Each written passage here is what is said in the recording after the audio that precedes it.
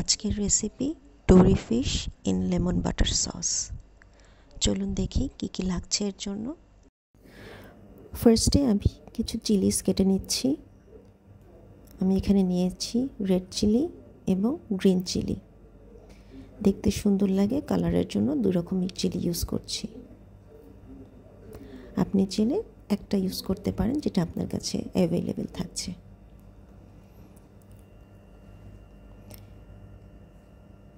এরপর আমি লেবুটাকে কেটে রাখছি। এখানে আমার বেশ কিছু লেবুর রস প্রয়োজন পড়বে এবং কিছু গার্লিক চপ করে নিচ্ছি।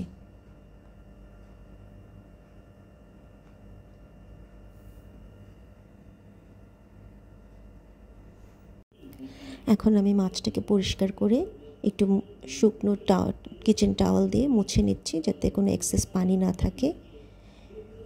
এর উপরে আমি একটু লবণ এবং একটা লেবুর ফালি দিয়ে রস নিয়ে এটাকে ম্যারিনেট করে রাখছি।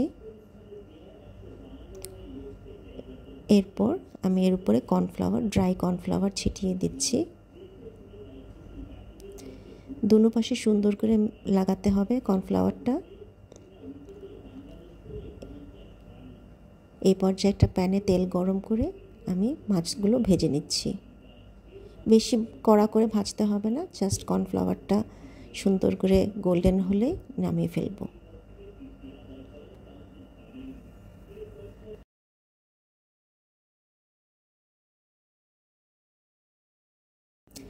এপিট ওপিট দুপিট ভাজা হয়ে গেলে আমি মাছটাকে তুলে রাখবো এবং একটা প্যানের মধ্যে সস রেডি করব।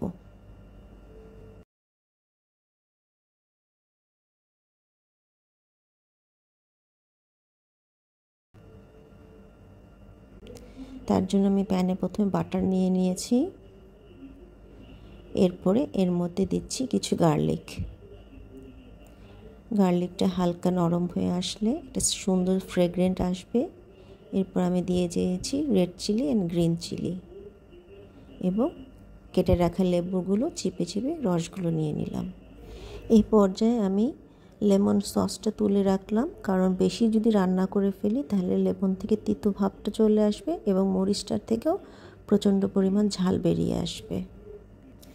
ভেজে রাখা মাছগুলো আমি আরেকবার প্যানের মধ্যে নেড়ে চেড়ে নিচ্ছি যাতে মশলা যেটা রয়েছে প্যানে সেটা মাছের গায়ে গায়ে লেগে যায়।